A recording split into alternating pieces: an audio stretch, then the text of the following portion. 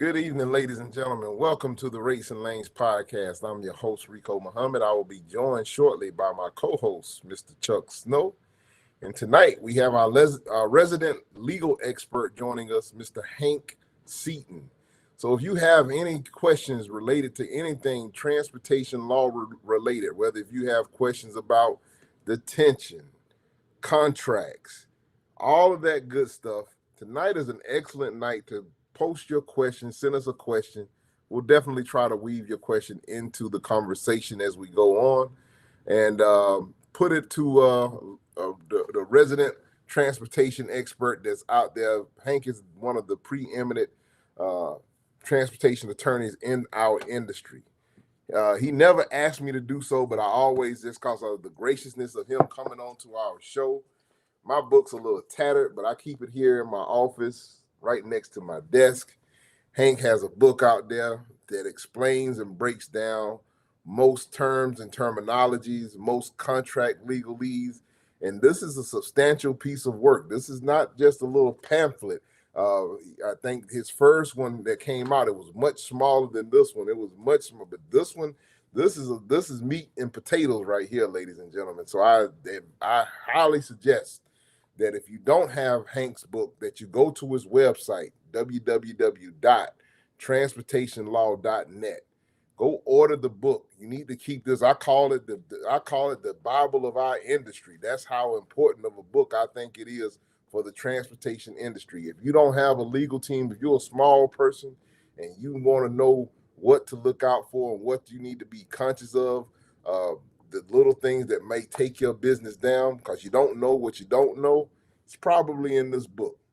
So do that, www.transportationlaw.net.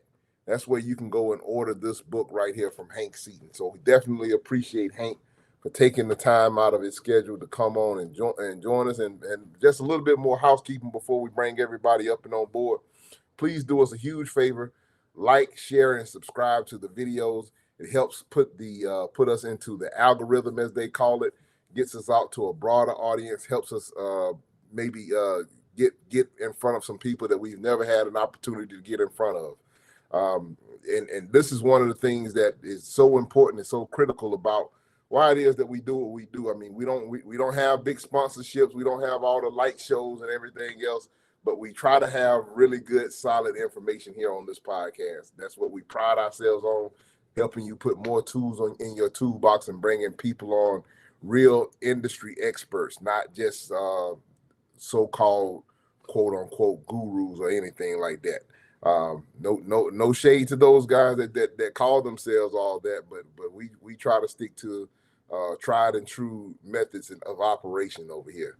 And with that being said, let me bring in my co-host, Mr. Chuck Snow. Good evening, Chuck. How are you?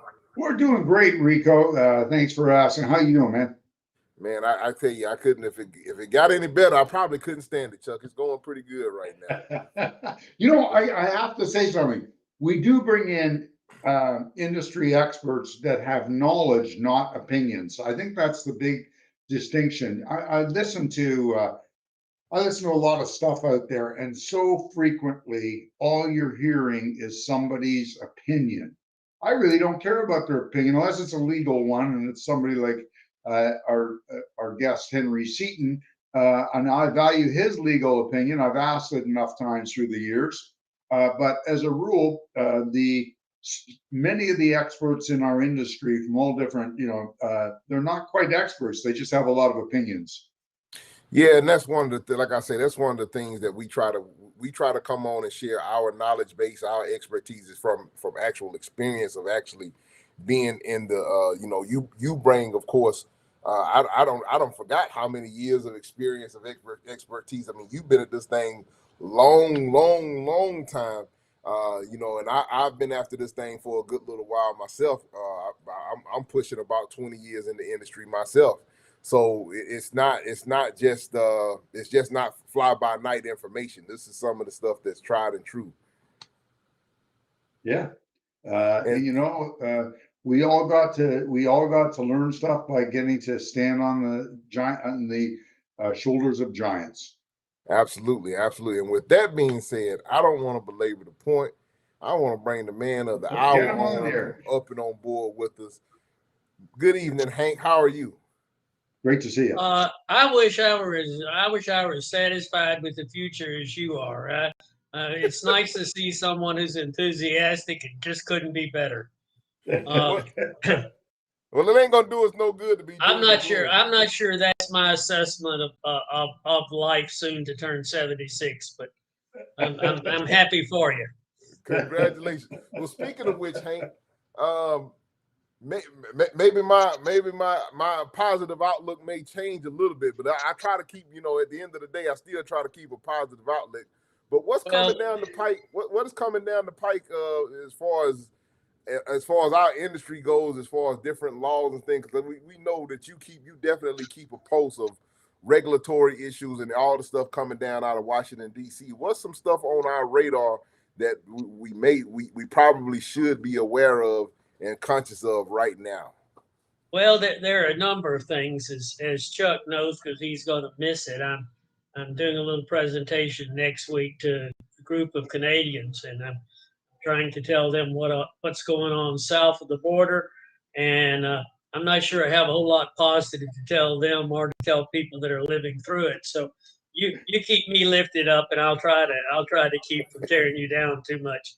There really are about 4 issues that, and they're not new issues, but they're all kind of bubbling to a head. The first one is one that I have been particularly positive about, and that is the way that every stakeholder in the industry has come to the realization that it's nobody that thinks fraud's a good idea, and that fraud in the supply chain is wreaking havoc not just on the small, desperate carrier who can't afford it, but also at levels that are unaffordable and unsustainable by big brokers and big carriers. And the people that are coming to this realization include the insurance companies who are walking away from writing broker's bond because they're having too many claims on it. It includes the factoring industry, which is getting hit hard. It includes shippers and big 3PLs that you would think would be big enough to sustain the loss until you measure the size of the losses. So, it was really heartening 4 or 5 months ago to see how easily we could build a coalition of people that often have diverse views. Brokers and carriers have diverse views. Large shippers have law of the jungle attitude towards small carriers that tends to make the industry far more divisive than it should be. But it looked like we had something that really we could all join in on, which was hitting Congress or any fair arbiter of the situation to realize that something need to be done about fraud, particularly criminal prosecution, because let's face it, there's been none. And the coalition together is to make that happen. But Congress is coming back off of its break, and we're talking about how now do we get Congress to encourage the Department of Transportation to accept responsibility for criminal prosecution of fraud. So is the issue with that is still, I understand that there may be already some laws in place, but actually enforcement, is that still the huge issue? Yeah, it really goes this way, and I guess you got to live a long time to have a long history. But as it really got started back before regulatory reform, the number of carriers was constricted, routes were limited, you had to file a petition for public convenience and necessity to even transport things from New York to Philadelphia. So anyway, the role of the ICC was to set rules for the industry that set the guideposts. And those guideposts were in place. A lot of them were uh, uh, counterintuitive if you're looking at a free marketplace. But in the transition to the free marketplace, the oversight authority of the ICC just simply went away. And the new successor agency, which was entitled the Motor Carrier Safety Administration, said it had one North Star, and that was to reduce the highway fatalities involving big trucks to zero. Now, that has been their mandate for the past 20 to 23 years, and it's one they're still chewing on. And it's understandable. It would take a very positive act of nature to end highway fatalities involving trucks. Maybe that'll be accomplished when there are no trucks on the highway. But otherwise, it's not a task that the agency can actually fulfill. And their efforts in doing that have been met with mixed results. As a result of deregulation, there are now probably active count is 700,000 operators of commercial motor vehicles. Now, by in interstate commerce, by a commercial motor vehicle, we've got an issue of how big does the truck have to be before it's subject to safety regulation? And the safety regulations come into effect based upon the size of the commercial motor vehicle. Commercial motor vehicle, folks, is a van and a sprinter who makes a delivery to your doorstep. Right. If it weighs less than 10,001 GVW in the U.S., then it's not subject to all of the safety regime in terms of hours of service and other things. That doesn't mean it isn't subject to fraud. Well, even with the Amazon utilizing just regular people with using their personal vehicles now for the delivering packages. I mean, that's a commercial vehicle. I mean, your regular car now is a commercial vehicle. That doesn't come under any authority. Yeah, and the interesting sidelight on that, and I've been blessed to represent some people in Final Mile. They're called expediters, and all of those guys that are in that group have box trucks and 18-wheelers, so they've all got MC numbers. They all know what safety is about. They know where one rule starts and another one begins. But these guys that get recruited to throw boxes against the door don't have the foggiest about where regulations start off. You're right.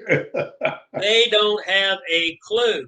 They're looking for pin money, just like people working for Uber do. And, they don't have any safety support behind them. Little known fact is that the one thing that tethers less than 10,000 pound GVW to regulation is a regulation still in place that says that they must have $300,000 worth of insurance. That is not enforced. Most of these guys, even the ones that work full time for the home delivery services, are very likely to have a commercial, a non-commercial automobile policy. They only get $100,000. They don't have any special insurance. They're not placarded. Most of them say they never get outside the commercial zone, but that's not true. But let me ask you a question, Hank. If the companies that are hiring these guys, like FedEx and UPS, they all use them, are they not checking to make sure that they've got adequate insurance on that vehicle? Well, FedEx and UPS are birds of a different color. I would not begin to say that FedEx and UPS, with the target that's on their back, would a FedEx delivery driver without assuring that he had insurance. But what you got to realize is a lot of retailers Right. have gone out into the marketplace and got folks like CMS. There are a whole lot of third-party hiring Right. services, Right. and these guys will either vet to the fan and sprinter operator, or will put them through some nominal safety regime. But the fact of the matter is that when you get down to the van and sprinter category, and that is all that the carrier is doing, it's just not policed. And, one of the reasons that it gets away is all of the accident litigation, all of the roadside inspections, Right. all of the involvement from the government point of view is at least 10,000 and above. So it's really a legacy distinction from the days of regulation. For example, and I'm sure that there'll be people on the call tonight that will understand this, it's a legacy of the old days that you didn't have to have authority to transport produce. Right. And that was because there were so many folks on the farm that trucked on the side and that took their own product to market, that it just wasn't politically feasible to make them subject to routes, rates, and services. So they got an exemption from regulation. That exemption was adopted when it was just as easy to get authority to transport manufactured goods. There was no entry control. But what didn't come over was the rules of commerce that applied for the broker regulations. You don't have to have I'm looking at a man and shaking my head that's shaking his head that's been doing produce for years. In the States, you don't have to have a broker with a license to arrange for transportation. Now No, you're subject to that's right. something down here called FSMA that the FMCSA probably doesn't know exists, that says that you're supposed to know who's handling the product and be sure that he's been through training on how to handle foodstuffs. Right. And ain't nobody enforcing that. Right. So you have got down here, and I'm saying that to Canadian, you got patchwork quilt that makes it very hard for everybody to get on one page in terms of what's required, what needs to be done, what the rules of the road are. And that's a large part of this issue of how do we sensitize bureaucrats who, bless their soul, even if they had a 25-year in trucking, would remember the distinction between apples are exempt, bananas are regulated, Right. and why. So what I'm saying is we really need to look at this as whatever answer to fraud is presented applies across the board. Applies to interstate commerce. It applies to anything that's put on a call board and is subject to fraud. Why? Because the statute says that the laws apply to interstate commerce, not to the size of the vehicle, not to the exemption, But not it's to got to whether cross it's in a the state commercial. line for it to be, so if we're talking about a shipment that takes place between two spots in California or two spots in New York, it's intrastate commerce, it's not interstate. It's got to cross that state line to kick in. You're right. But then there's even an interpretation on that. Okay. If I'm doing a pedal delivery run from Nashville to Memphis, all of Right. which is in Tennessee, but that freight is consigned to Memphis via Nashville out of a consignment center, I'm completing an interstate shipment, and hence the movement from Nashville to Memphis is still interstate commerce. Okay. Now, a lot of people just make a distinction there, and they say, well, your truck has to cross a state line. But that's not the case. If the shipment left Cincinnati with the ultimate destination being Memphis, the fact that it was handed off in Nashville doesn't change the interstate nature of the freight or the application of the interstate laws. Gotcha.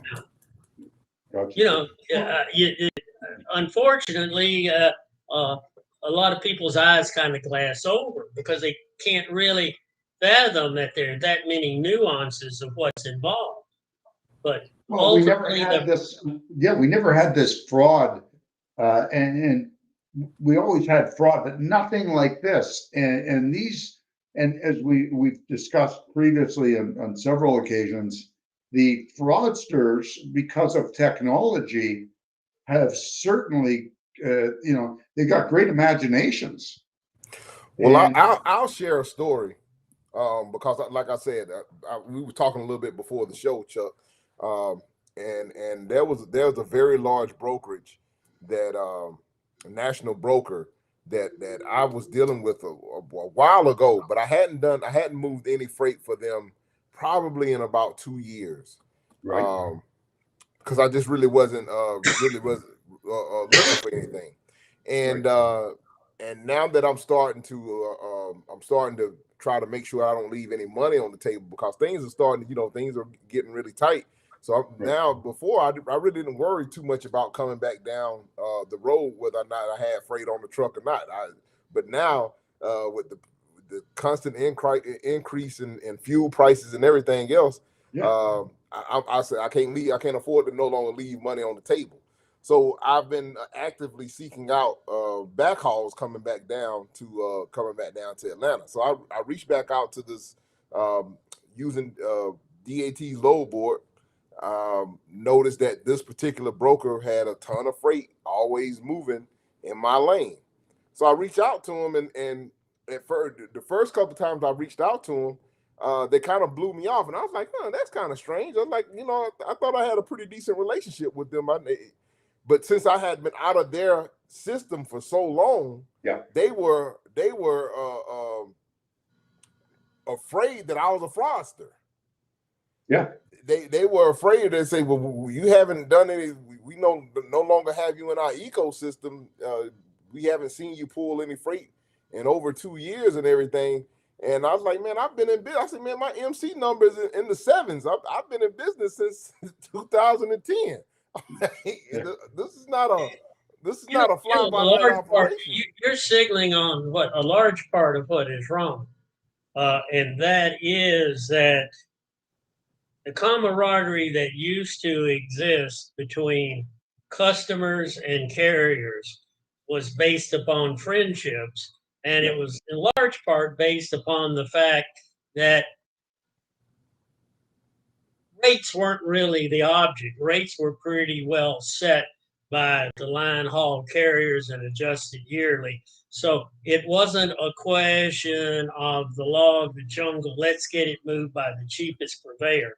So it was the value of relationships. And by and large, if somebody new came into your territory and you vetted them, the first thing you did was you said, give me your references. Who do you call for? And they would give you their brother-in-law and 3 or 4 people. And you say, well, look, keep on going till you get somebody I recognize. Right. Okay. And then, you might have a competitor down the street, but you knew him well enough to call him. And you said, what about this Rico dude? Right. Trying to get on with us. What kind of guy is he? And that fact that you actually talked to somebody you knew and trusted to verify Rico said, all right, he's a good guy. He's never missed a load.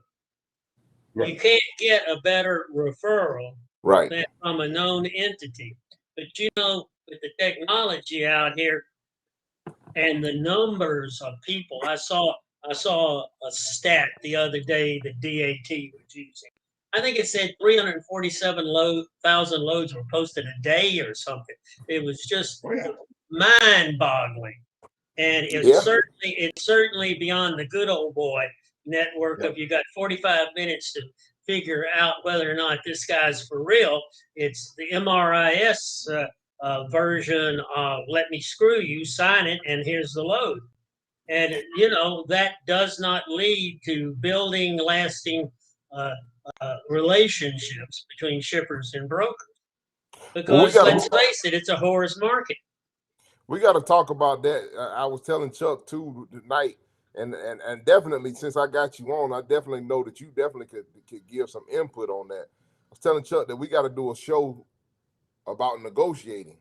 Yeah, really getting into negotiating, the finer points of negotiating, because it's definitely an art form, and Hank, you being an attorney, I mean, I know you've had all types of negotiations a time or two around the table. So, I mean, the sad part about it is, and people tell me, hey, you're that's fine, but we wouldn't have any freight. What I tell people is, look, you ultimately need to price your freight, knowing what your liabilities are, knowing what your assets are, and knowing what your profit margin is going to be. You can't just go running from pillar to post saying, I need to get home. What does the market bear? That's it. And I know you're a believer in this. You're a believer in getting in a lane, knowing what the service is, being able to have dependable freight. But so many people have to go to the call boards, and the rates go like this. Yeah, that's the danger. It's not just the rates. In order to play in the ball game, you got to play on their home court by their rules, and their contract terms are unconscionable.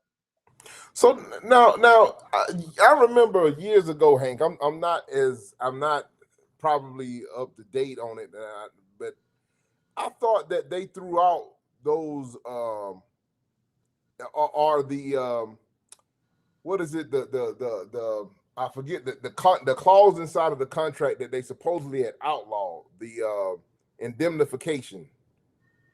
No. In the home run in the home field rule. I thought that those things were supposed to have been outlawed. No. What happened when they deregulated things?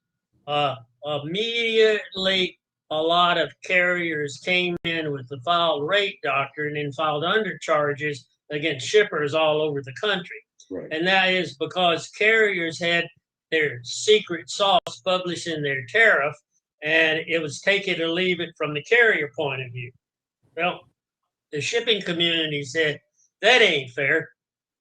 Put in a provision that lets us bypass all of the carrier dictated terms and lets us require the carrier to waive any right or remedy he has under the law in a written bilateral signed contract. Right. And all of the contracts that you see start off with language that says carrier hereby agrees to a 14101B waiver. Right. And then you're arguing over whether it includes everything down to your undershorts, or whether it's just limited to the extent it's inconsistent with the other adhesion contracts in the contract.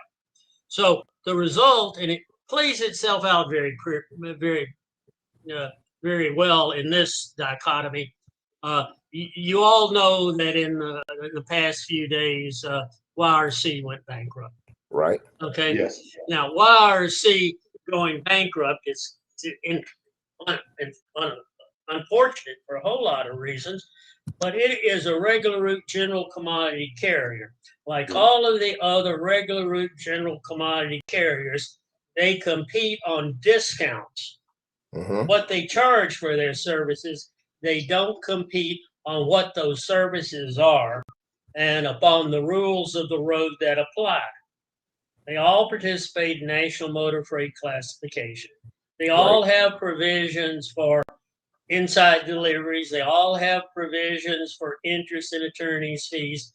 They have got a masterpiece of traditional law to rely upon that is a price and risk-based analysis.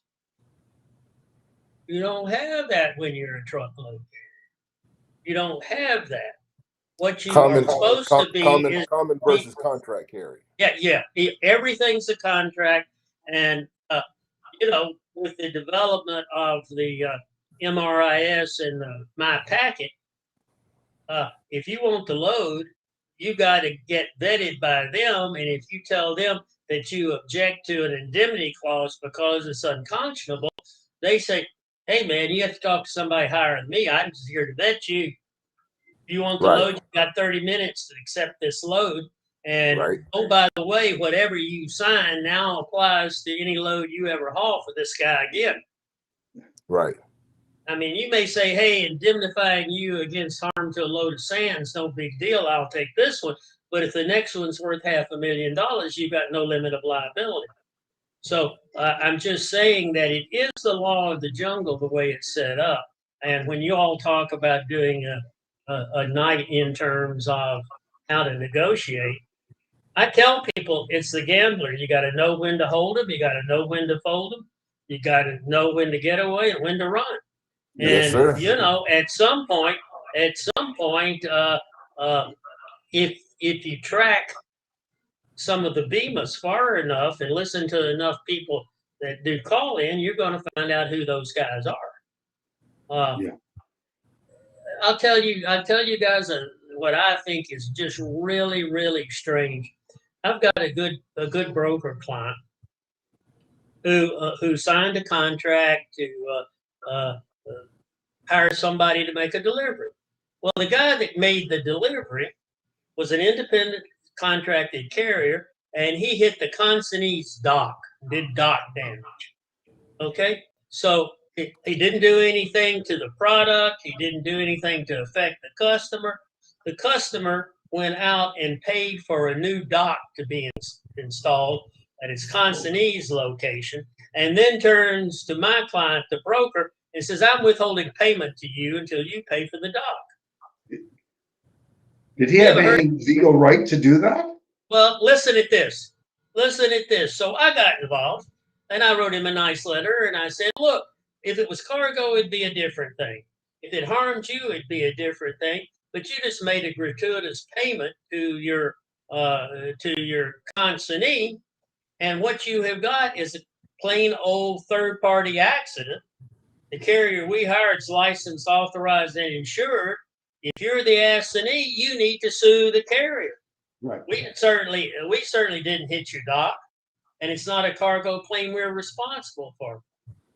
They held up the money, stopped doing business with us, wrote me a letter today, and said, "Dear Mr. Seaton, this is not a transportation issue. This is a contract issue. Read the contract that your client said. It said he would indemnify and hold us harmless." For what? For something we weren't even legally responsible for? Well, meanwhile, my clients lost the freight, and the guy wrote the letter. He obviously didn't have a clue about truck law. He said, "Just turn it over to your insurance company." So my next question is, what insurance does a broker possibly have that's going to respond to your voluntary payment of a third-party vendor?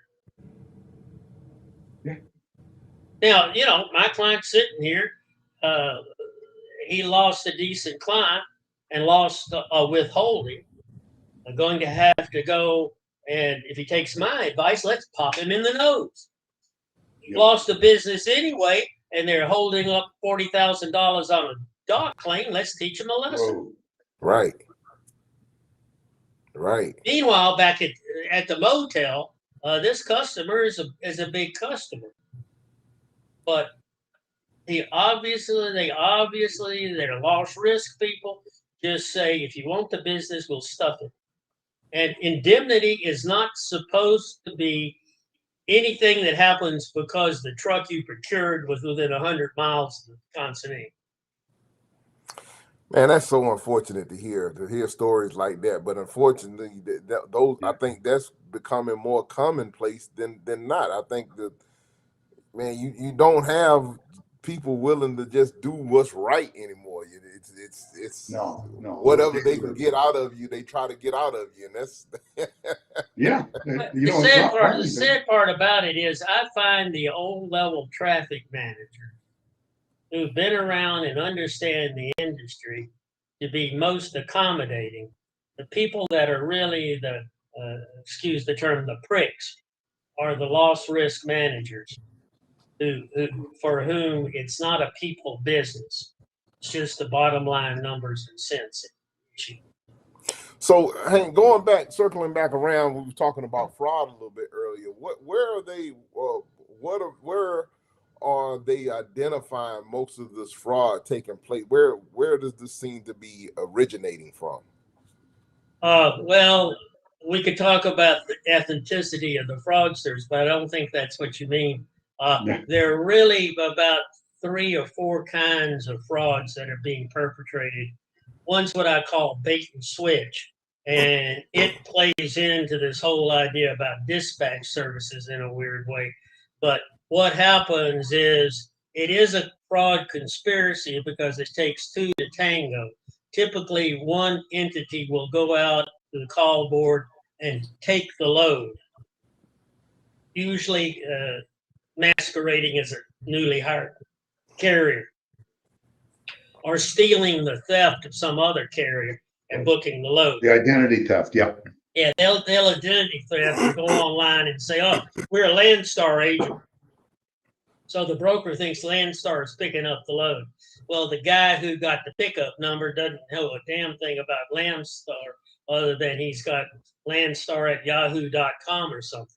But anyway, he's now got possession of it, and he turns around to his other co-conspirator who's got a broker's license, probably a newly vetted broker's license, or it could be identity theft of a broker. And he rebooks the load on the same load board for $1,500 more than he had in it, okay? So some guy goes out there and he says, hot damn, finally I got a road home and it pays me enough for the fuel. So he jumps on it, he picks up the load. And before he delivers the load, or within 24 hours, the lead scoundrel has gotten terminal pay and run the money through who knows where. But by the time everybody gets caught up with it, the customer doesn't want to pay twice. The honest broker's stuck in the middle. And some poor schnook who picked up the load isn't getting paid. So you've got 3 honest people left over here to try to sort the matter out with the help of a collection agency. And in the meantime, the scamsters have wiped their hands and gone out and started over. Literally started over. Rinse and repeat. And you know, you can get to the point. Now there are 3 or 4 cottage industries that claim they're out here doing fraud. One sponsored by TIA and one sponsored by TCA, and they've all got some kind of Ouija board to catch up with it. But with any degree of effort, you can trace these guys because they're not all that smart. It's just assembling the information. Give you guys what I think is a funny. I've got a client who has gotten burned so often that he requires a picture of the truck. It's going to make the pickup to come over with the dispatch. Okay. I think that's brilliant. Oh, I do too. I do too. So he calls me up and he said, "You won't believe this one." He says, "I got this guy. I got him vetted. He sent me a picture of the truck. It had a beautiful placard on it, but the carrier's name was misspelled." he said it was something like Moester, and the guy had MOS, left the E out of the name. So I mean, you know, it's not just that, and some of them, I guess they're proud of their last name because you can go through open corporations and trace the name and see that, you know, they've been principal founders of 10 different motor carriers in the past 30 years, none of which were listed on the affidavit under oath to get the application for the last. Now, see, that's another thing, because in the regulation, isn't there supposed to be something in there about chameleon carriers? About what? Chameleon carriers, like being Oh, able yeah. to. Yeah, I mean, the chameleon carrier rule was intended for safety purposes. And the reason for it is that carriers who get close to safety jail would very simply go and buy somebody who was unrated and transfer over all of their equipment. So the term chameleon carrier was intended as a safety measure. Now, the safety measure is clearly within the FMCSA's purview, but the idea of people committing commercial fraud is not something that they have ever wanted to pursue. They have a hotline that you can report it, and they put out an alert that says, well, you can either report it to our hotline or you can report it to the OIG hotline, but then they didn't say what would ever happen to it. So it's not as though that hotline is used the way a vetting service would. And I'm sure that there are a lot of people over there taking these reports that would like to have a passion for ending it, but it's not within the FMCSA's mandate. And that's the second part of what I wanted to talk about, which is they've now come out with a reboot of SMS methodology, Right. going back to the same old flawed data with a little bit kinder application. And now they're going to say it's going to go to rulemaking after comments. Well, it'll be 10 or 15 years before that happens, because now that it's going to rulemaking, they'll have to make a finding of all fact and law of anything that's relevant, and they'll have to grant due process. And that's what a bureaucrat is worried about in terms of meeting those requirements for a new rule. The rules we have on the books go back for 40 years and haven't been changed. It's not that they don't need changing, but they They definitely do. They Hey guys, definitely I'll tell you an interesting one. In Ontario, if you have a carrier that has a really bad safety rating, he or she is not allowed to transfer any equipment out of that company. They can't even sell a truck without permission from the Ontario Ministry of Transport. Do you know that? No, that's interesting. And that prevents them from doing that quick transfer thing into another company for that reason. I'll tell you another interesting thing. I'm looking for an email right now. I got emailed earlier this week a couple of times from this company. Right. Looking to buy my numbers. Sure, it's clean set of numbers. I'm trying to see if I can find the email. Many years ago, the legal profession used to do that. If you remember that, Hank, when the lawyers used to act as brokers, as middlemen, and buy MC numbers. Yeah, I guess so. I mean, obviously, mergers and acquisitions has become a sweet spot for most lawyers. It seems like I got more people wanting to sell than to buy, but it's a very how you structure the deal is directly related to whether or not you realize any gain and pay any taxes down here. So anybody that's looking to sell a truck line, their pricing models, there's a way in which you can do it in terms of a stock sale and followed by an asset sale that can really make a difference in the amount of money you recognize or the amount of money. They're offering. I found the email. They say we will handle the acquisition process entirely, including signing and notarizing contracts and processing the necessary paperwork at both the state and FMCSA levels. The price offered will be based on the authority's age records and typically between $4,000 and $7,000. But this offer is They don't want excluding any assets. They don't want to buy any equipment. They just want the numbers. Yeah. So they're just asking to buy a clean corporation with no business. Right. Right.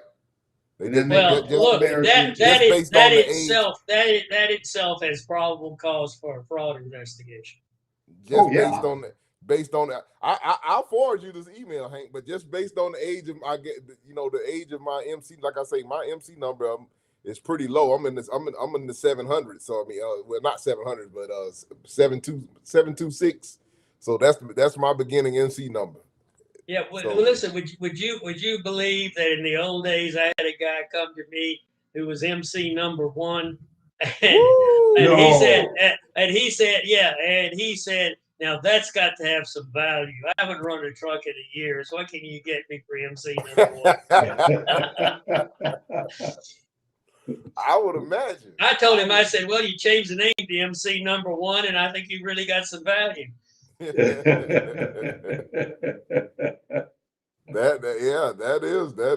is something. But yeah, that's I don't know, Yeah. the fraud situation has definitely gotten a little bit gotten really out of hand, and the amount of fraud that's taking place. Not only, I mean, just it seems like we are in a nation full of fraudsters now. Everything that you can think of, that there seems to be some kind of way to, there's some trick out there for people to try to scam you out. I mean, the scamming is ridiculous. You know what? This whole world is just full of it's full of scammers and con artists. People don't want to work. Yeah, it is, and I don't think artificial intelligence is doing anything but harming that. Well, yeah, it's going to make it worse. You're right. I'm gonna leave the name out of this. You may be involved in a suit with the perpetrators of this, but my advice to motor carriers is when you go in to pick up a load, you see who the name of the carrier is on the shipper prepared bill of lading, and if it's not somebody that you contracted with, then you say, sorry, that ain't my load, because you're being set up for double brokerage. Similarly, you be sure that you get a receipt signed for the goods that shows that you are the party in possession and control. I don't care whether it's produce. I don't care whether it's seeing the belly of a plane, and that's necessary. You need to establish the chain of custody. And there is a major shipper who refuses to let the carrier that bumps the dock even pick up a bill of lading. Yep. Or get a signed bill of lading.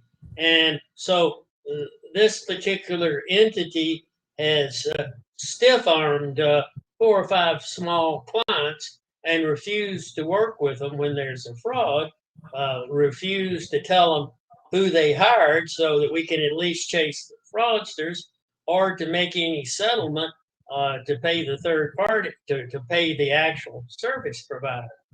Well, I worked a settlement with them, and they agreed to pay. Their counsel agreed to pay, signed settlement. That was 6 months ago, and their accounts payable just keep saying, we can't pay it, we're missing something. We can't pay it, we're missing something. Now I've got a signed settlement, and they're huge.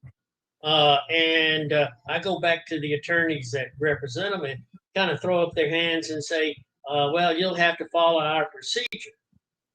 Well, trust me, this same commercial shipper specializes in getting things there fairly quickly. They do a whole lot better job of delivering their goods than they do making the payments to their vendors. So, I got really concerned about it. So I asked the driver, who's in this case the son of the owner, I said, tell me about it. He says, well, you pull up to their gate, and he says they take an electronic picture of your VIN number and your license tag. And I said, so you're telling me that you don't get anything that's got your name on it, that you made delivery, but they're capturing all the information to identify at that point whether or not you're you're the hired carrier or somebody else, and they got that kind of stuff archived, so very clearly they could help. And his answer was, "Well, sure." So what I'm saying is, at this point, the release of the IT that they have is what is stifling pursuing the crooks. Now that just ain't right, guys. I mean, What you know, happened to the we ought to term? all be in it together. If I agree. if they're getting scammed and their product is going to market on people they can't even identify, it could hit a school bus and not even be licensed to drive, and bully farm for having IT to catch it. But then when apparently it fails, let's work together to go after the frauds. What After happened all, to being a good corporate citizen? What happened to that term? It must have, it's a brave new world. yeah, it's funny, guys. I remember. You know, I don't think our friend Rico drinks, but he certainly acts like he does, and he's got a positive attitude towards this world. I remember many years ago I won a judgment. Some guy didn't. What happened was he owed me money and wouldn't pay. I ended up taking him to court. He didn't show up in court, and the judge automatically issued judgment. And back in those days in New Jersey, they didn't fool around. The sheriff went to his plant. It was a plastics company, and put a big padlock on the door. And the guy came out or drove up, and he said, "No, I didn't know about the court case." And they gave him leniency, and they said, "Okay, you can. We're going to let you go to court again." And I think the guy owed me $10,000 at the time, and the judge. I went to court. I was called in, and the judge heard the story, and the judge said, with interest and everything, you're entitled to more than $10,000. You're entitled to 15. And if my court would allow me to award you more, I would. It wasn't small claims you'd have it, right? Yeah, and I walked away with $15,000. It was worth my while going down in those days. But it was different. Today, you don't get that. I'm listening to this story, and this company they owe money, and they're not paying it, and they get away with it.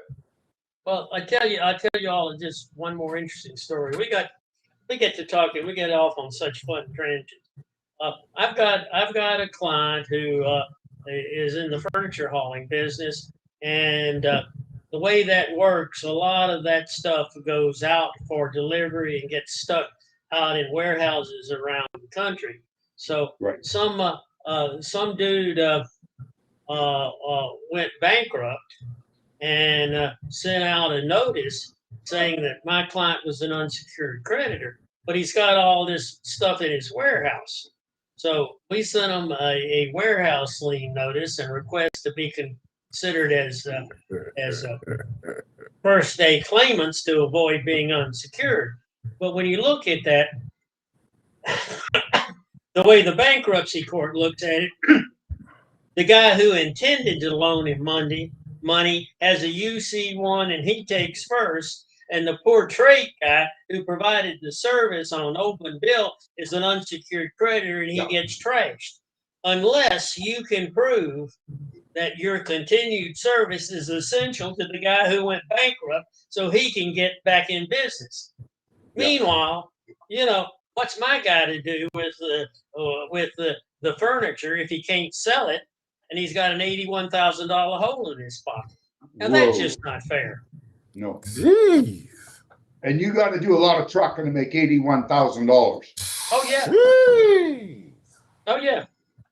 But the other thing about it is bankruptcy is such a foolish venue that they need to decide, because the storage fees are $600 a day. Yeah. Well, I thought that possession was 9/10 of the law. Well, that's the 9/10 we're relying on. Somehow that's all bankruptcy has a changed. different view on it.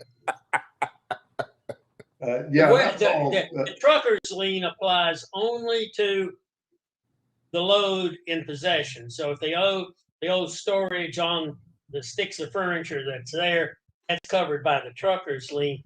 But the warehouseman typically has what they call a spreading lien.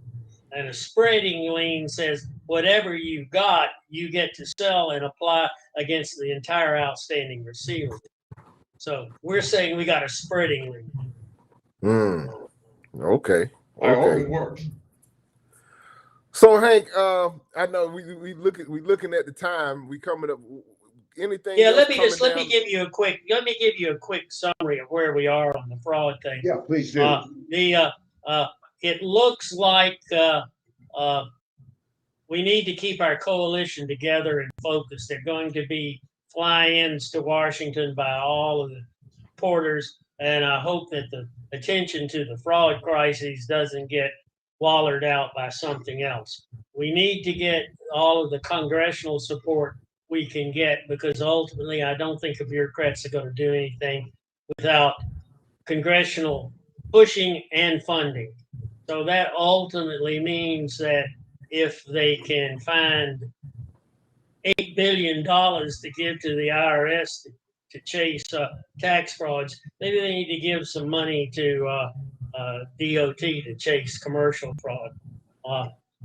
We can't give up on that. One thing I think we ought to do, and I'm going to suggest tomorrow, is that we tell the OIG and the department we want to go over and explain to them how they can actually do this effectively, because since you have gotten Rico and Rico Right. racketeering, all you got to do is to prove that a fraud occurred, and then all of a sudden you can go in with your badge and trace the money. And the badge and tracing the money is the thing that we can't do ourselves. They Right. take your check, they launder it, they skip off, and unless you've got powers to get Wells Fargo to unlock the key to the lockbox, you're not going to find it. So I hope we can go put our arm around DOT and show them that it's needed to be done, that it can be done, and that they'll forever being in the debt of the trucking industry if they make it work. Yes, because the nation's supply chain is really under attack. Yeah, and that's the last encouraging thing I'm talking about, and that is with the demise of the owner-operator model under state law down here, and all of the entrepreneurs that are formerly owner-operators trying to get into trucking, the costs are prohibitive. They don't have equal access to the load boards. It's really going to be tough. And then add to that they say in the paper today that they're not even buying enough trucks to replace the ones that are getting older. Who would advise their kids as an 18-year-old to go into the trucking industry? In 20 years, if they're right, the drones are going to drop it in. You know what? I'm a naysayer on that. I'm not I do believe that the autonomous technology is great, but personally, I don't think it's going to be coming to you anytime soon. Well, I kind of agree with you, but let me ask you this. Aren't you going to have to rely on bots and drones when the labor unions are asking for as much as a 73% increase over the next 5 years? I mean, at what point is that the driver wages going to be so high that? You're right, but right now, I think part of that has been because we've had such a recent bout of inflation, and the unions are just listen. They feel their people haven't been gotten the raises that they would like, and they're being greedy at this point, and that'll just fuel inflation even more if this goes in. I think that I'm hoping that cool heads will settle somewhere, and cool heads will prevail because cooler heads, because this is just going to make things a real bad situation even worse. Yeah, the inflation thing is really been a real conundrum, and that's one of the things that we, like I said, we're going to talk about. Try to talk a little bit about negotiating and understanding, the cost, just the operational cost have just increased so much that it's damn near impossible. If you, I don't understand how some people are still running their business, not really understanding their cost of operations. They're running it into the ground, Rico. That's how they're every mile they turn, they're losing money. You can't do that you can't do it consistently for 100,000 miles because if you're losing 20 cents a mile, you lost $20,000. Hank, what do you know about? I know we talked a little bit earlier. We were saying about roadway. There's a shipper not far from where I park. They had a couple of trailers. They finally just set their trailers out on the street. They just sitting out on. What? What's supposed to happen with all the equipment and assets? I don't have. I mean, I think the supply chain is, particularly international supply chain, is so irreparably undependable. Yep. That the warehouses are not just to have inventory for sale; they're resting place for free returns. Yeah. And they're just backed up in the furniture industry where I do some work. That stuff is so daggone seasonal, and the cost of production has to include cutting down the North Carolina hardwood, shipping it to China to be made into furniture, shipping it halfway back around the world, and then hoping it gets there in time to make the 3-month window in which 80% of the furniture is sold. And otherwise, it sits in the warehouse, and it's about time for it to go to odd lots. So I just don't understand the money proposition there. When you can't guarantee it's not going to strike at the port of Long Beach, or the boat's going to get through the Panama Canal, I just think that we're living on low price and quick delivery, and somebody's forgetting you've got to pay for that. Yeah. Well, I'm looking at the time. We made up for coming on a little bit late, so I want to thank you again, Hank, for taking the time out to come on. Oh, sure. As usual, it was fun. I'm not sure we got any of the world solved. Please send me a note to send you one. It doesn't look that ragged. You've shelled for me enough. You deserve a new book. I use it, so but I really, because a lot of times people ask me, they say, well, how you know this, or how do you know that? Sometimes people ask me these questions, and I tell them, I say, man, you if you ain't got this book, you're doing yourself. If you're in this industry, and I don't even remember how. Hank could probably charge $150 for this book. It's probably, I know he doesn't charge that much. I don't even remember how much it is, but it's not $150. But even if it's a third of that. It's funny. My friend there knows that I've got a Canadian counterpart who sells one that's not nearly as comprehensive, but he gets 150 loonies a pop. So he's a better salesman than I am. And see, I didn't even know. Canadian dollars, so they're undervalued. Off the top of my head, but I'm just saying, for people that are out there that are listening, that are listening to the show, I'm gonna say it real slow. www.transportationlaw.net. That's Hank's website. You can get the book there. You can go order the book there. You go grab it. But I'm telling you, this book it's not a you know, it's a nice little in-depth, easy to understand, broken down for you to really be able to be aware of what it is that you don't know, and because you don't know what you don't know, and in this That's industry, right. like You'll we find talked out about, when you don't know it. like we talked about before, man. Yeah, one thing I'm really happy about the book is it's got a good part in the back. So if you're looking for a particular answer, it's indexed pretty well to where the statutes are, and you know, I think that proves helpful because nobody's going to take you to the beach and read it. Right. Well, I tell you what, it's definitely I definitely strong. I can't recommend it enough. www.transportationlaw.net. Go grab a copy of the book.